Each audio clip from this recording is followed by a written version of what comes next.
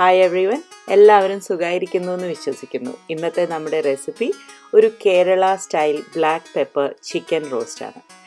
Welcome back to Kavitha sugar and spice. എൻ്റെ channel ആദ്യമായിട്ട് കാണുകയാണെങ്കിൽ സബ്സ്ക്രൈബ് ചെയ്യാൻ മറക്കരുത്.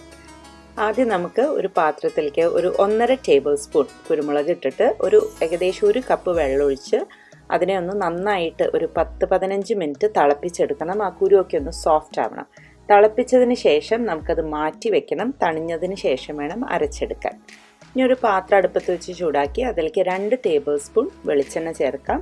അതിലേക്ക് 1 കഷ്ണം പട്ട, 1 ഏലക്കായ, 3 ഗ്രാമ്പൂ ഇത്രയും ചേർത്തതിന് ശേഷം ഒരു 3 മീഡിയം സൈസ് ഉള്ളി നന്നായി കൊത്തി അരിഞ്ഞതും കൂടി ചേർത്ത് ഇതിനെ ഒന്ന് വഴറ്റിയെടുക്കണം. ആ പച്ചമണം മാറുന്നവരെ നമുക്കതൊന്ന് മൂടി വെച്ച് ഒരു മീഡിയം ഫ്ലെയിമിൽ വഴറ്റിയെടുക്കാം.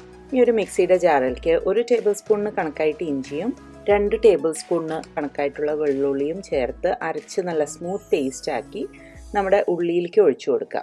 എന്നിട്ട് അത് ആദ്യം ഒന്ന് വഴറ്റണം, ആ ഇഞ്ചി വെളുത്തുള്ളിയുടെ പച്ചമണം മാറുന്നവരെ.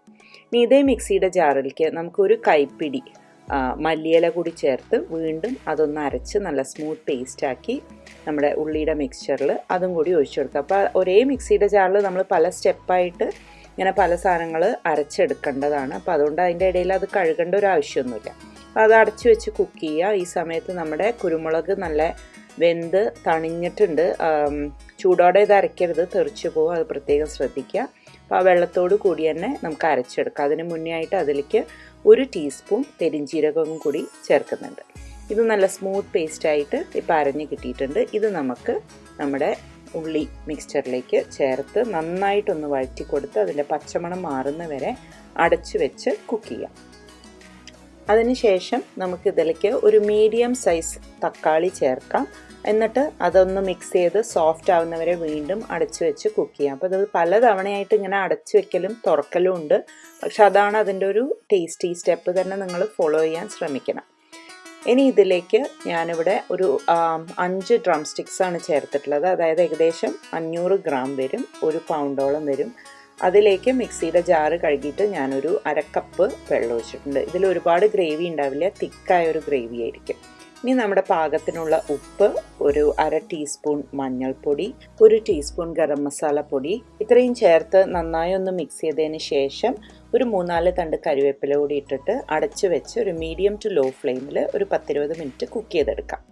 തുറന്നു കഴിയുമ്പോൾ ഇതുപോലെ എണ്ണ തെളിഞ്ഞ് ചിക്കനൊക്കെ കുക്കായി കഴിഞ്ഞിട്ടുണ്ടെങ്കിൽ നമ്മുടെ കറി ഓൾമോസ്റ്റ് റെഡിയായി എന്നർത്ഥം. ഇതിലേക്ക് കുറച്ച് മല്ലിയിലയും കുറച്ച് കറിവേപ്പിലയും കൂടി ഇട്ട് ഒന്ന് ഇളക്കി കൊടുത്തിട്ട് ആവശ്യത്തിന് ഉപ്പുണ്ടോ എന്ന് ചെക്ക് ചെയ്ത് അത് വേണമെങ്കിൽ ചേർക്കുക. ഇനിയിപ്പോൾ കുരുമുളകിൻ്റെ ഒരു കുത്തൽ പോലെയോ മറ്റോ നിങ്ങൾക്ക് ഫീൽ ചെയ്യുന്നുണ്ടെങ്കിൽ ഒരു 1/2 ടീസ്പൂൺ പഞ്ചസാര കൂടി ചേർത്ത് കൊടുക്കാം. അതിനുശേഷം ഒരു അരമണിക്കൂർ അടച്ചു വെച്ചിട്ട് നമുക്കിത് സെർവ് ചെയ്യാം. ശരിക്കും പറഞ്ഞാൽ ഒരുവിധം എല്ലാ സാധനങ്ങളും ഇതിൻ്റെ കൂടെ ഒരു നല്ല കോമ്പിനേഷനാണ്. അതിപ്പോൾ അപ്പായാലും ഇടിയപ്പം, ചോറ്, പൊറാട്ട, ചപ്പാത്തി അങ്ങനെ എന്താണെങ്കിലും ഈ ഒരു കറിയുടെ കൂടെ നല്ല ഒരു സൂപ്പർ കോമ്പിനേഷൻ ആയിരിക്കും. അപ്പോൾ എല്ലാവരും ക്രിസ്മസിൻ്റെ സമയത്തൊക്കെ ഇത് ട്രൈ ചെയ്ത് നോക്കണം. റെസിപ്പി ഇഷ്ടപ്പെട്ടു എന്ന് വിചാരിക്കുന്നു. Thank you for watching my video. അടുത്ത തവണ വീണ്ടും വ്യത്യസ്തമായൊരു റെസിപ്പി ആയിട്ട് കാണുന്നവരെ take care and have a wonderful day. By.